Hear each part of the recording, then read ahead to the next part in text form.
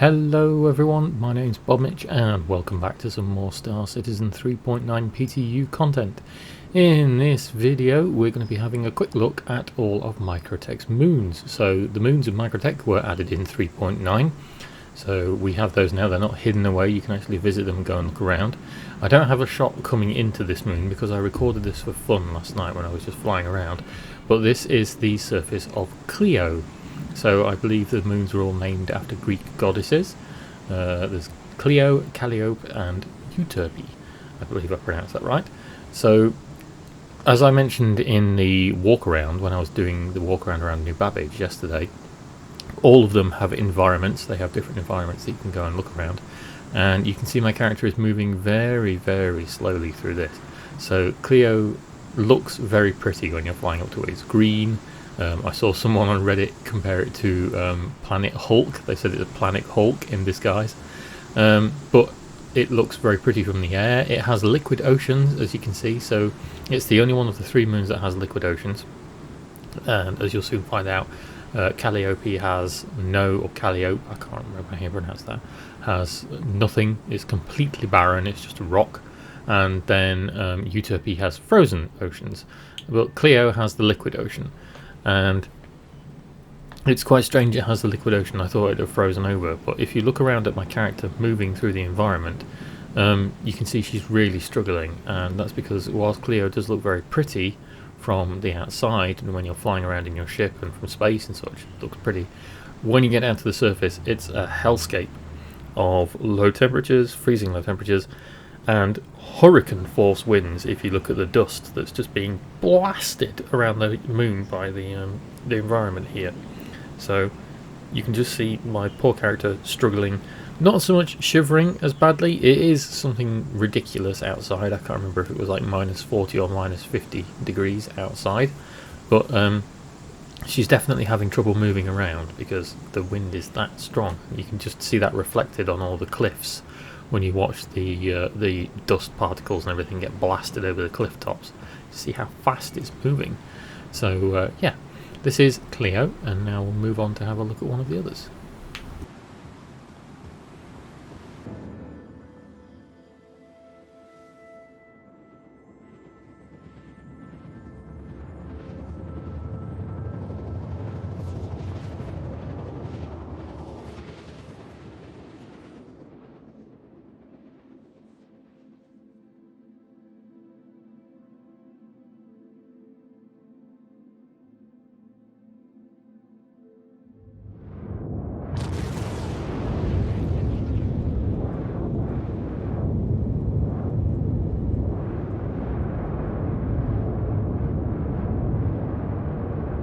Okay, so this is Calliope, and this is the barren moon within the MicroTech system.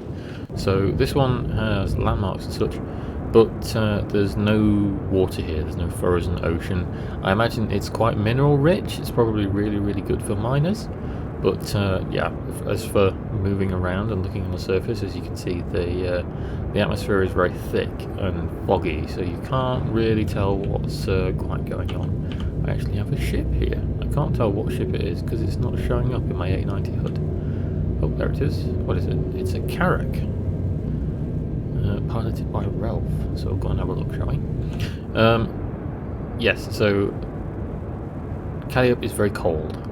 Like everywhere in the MicroTech system, you can only survive a few minutes outside. It's not as weather intensive, at least not all the time. The weather here, I've noticed, tends to sort of pick up and be really, really, really random.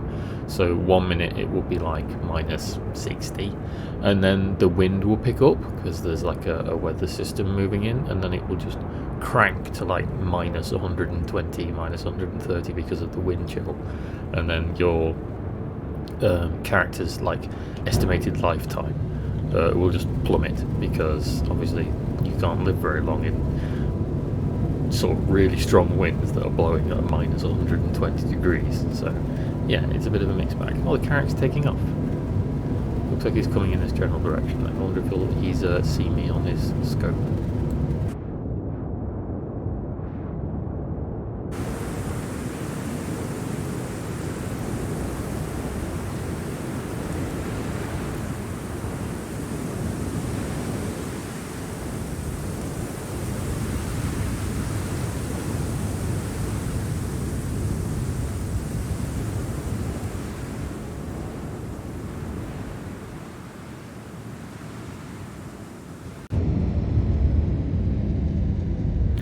goes. He's slowly going away. So, let's go down and have a look.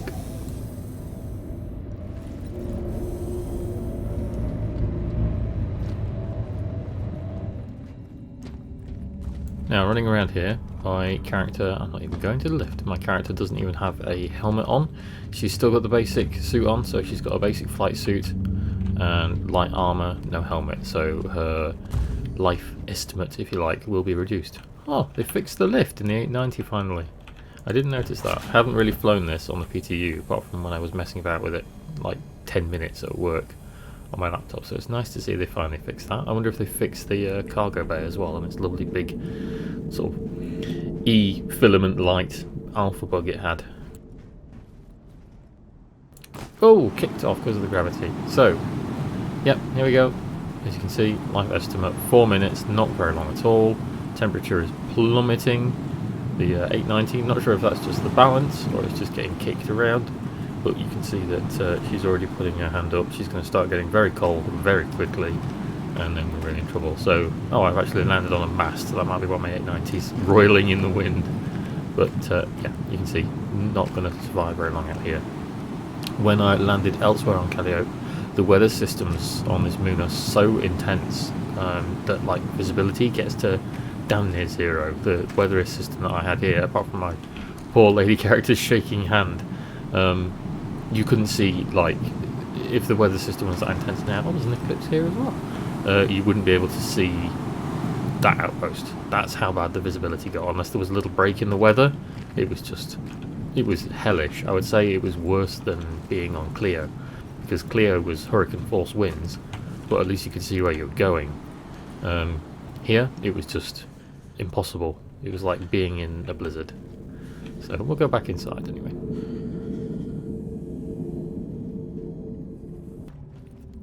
So yeah, there we go. It's a very, very chilly, very barren planet. There's no frozen oceans.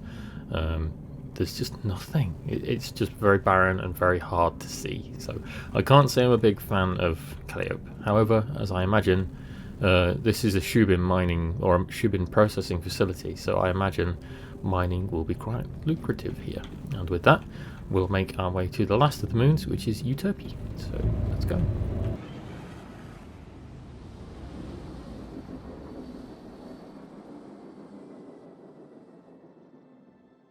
And this is Utopia. So Utopia is the moon with the frozen ocean, so we'll head down. When I was here last time, I don't think I can do it at the minute because I'm still waiting for my quantum drive to recharge. There we go. Utopia, as of present, from what I can tell, has no points of interest. So there's no mining outposts, there's no nothing. I don't know if it's rich in materials because I haven't taken a relevant ship down yet or anything, but what we will do is we'll go and have a look at the lovely frozen oceans that are down here. It's very MicroTech like.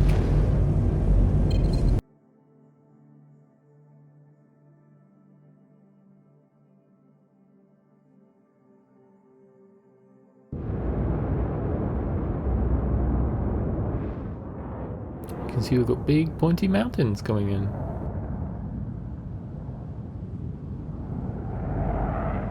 So, this is Utopia, and I imagine, again, even though it's kind of like a frozen wasteland of a world, it has frozen oceans, so I imagine that may be useful for some kind of economy. Like, water's got to be farmed at some point, and if it's frozen ocean, there's plenty of it kicking around. It also means that there's lots of oxygen in this atmosphere again, so the atmosphere is basically breathable.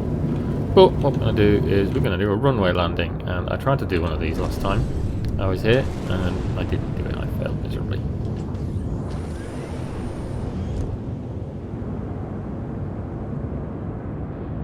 And we just cut the engines and let gravity do the work. However many 1,000-ton spaceship sliding to a stop on a frozen ocean of ice of unknown density.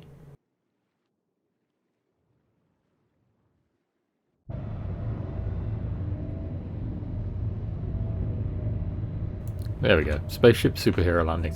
So, just like before, we'll go down and we'll go and check the environment. So, much like everywhere else, this place is just, as you can imagine, insanely cold, and you will not live very long. If you use the MicroTech suit, as you can on MicroTech, same applies. The MicroTech suit is basically there to adjust to cold environments and things like this, so it has no bother keeping you alive and warm and toasty inside it.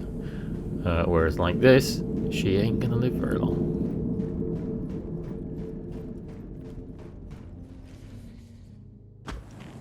Oh, kicked off again. Maybe another bug with the 890's lifts, but she's okay for now. Not for very long though. Give her 5 minutes and she's toast. So as you can see, minus 80-ish, so it's the same kind of thing. If you get a wind chill factor, then things start to get really, really bad. And if we look over here, you can see we have MicroTech in the distance, but because of Utopia's proximity to Clio, you get a lovely moonrise instead of a sort of a sunset rise and a planet rise. I don't know why Clio's textures do that, because Clio is kind of green, it's not purple. I don't know if that's something to do with the atmosphere or what. Oh, here comes the wind chill. You can see she's starting to get very cold very quickly. We're not going to keep her here and torture her. Once again, using to shield self and getting cold, starting to shiver already.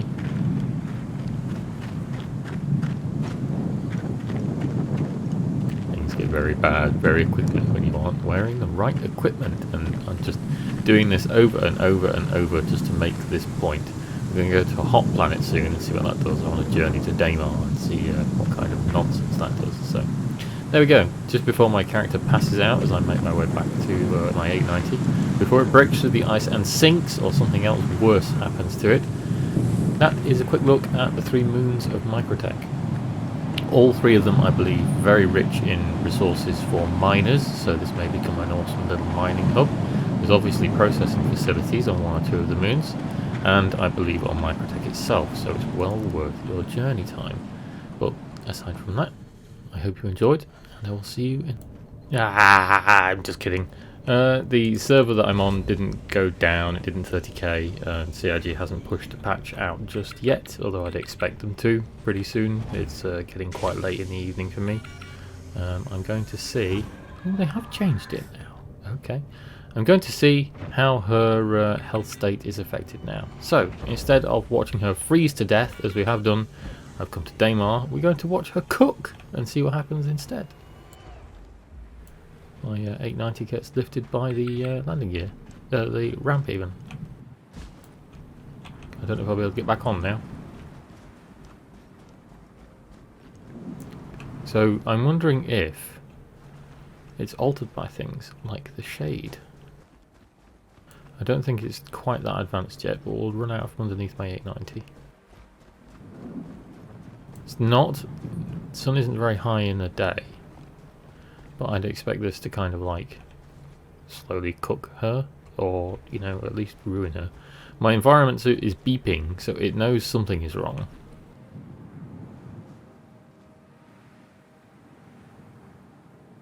There's definitely a wind.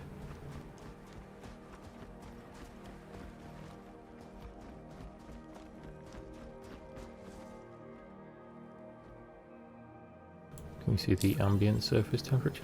If I remember, I pressed inventory, didn't I? Oh, there we go. So the surface temperature at the minute is 68 degrees. So still effing hot, but not enough that it's making that much of a difference just yet. Although, as you can see, as you would expect, her thirst level is going up, so she's getting dehydrated because it's very, very hot here. One thing I do want to try, and I'm not just going to yank my helmet off because I know that won't end well.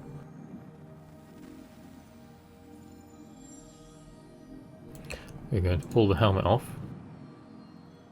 We're going to switch to the Expo armor because I want to see if this will balance her out. Hopefully she doesn't suffocate.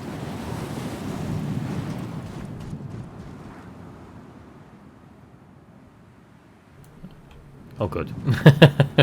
I was worried that this thing wouldn't have like an oxygen supply, but apparently it does. So yeah, there we go, O2. So she's still good, and it looks like it's keeping her stable.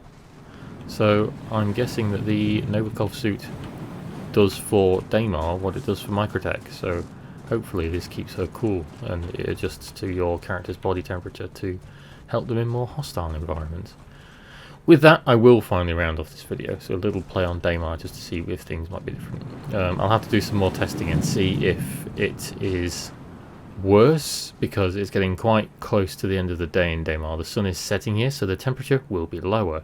Wondering if the sun is higher and it's midday, we might see the heat haze, and the surface temperature will be higher, so it'll be more of a risk to run around. Same goes for places like Ariel and Aberdeen, because they're quite hot as well, but we shall have to see. Thank you again for watching, and I will see you next time.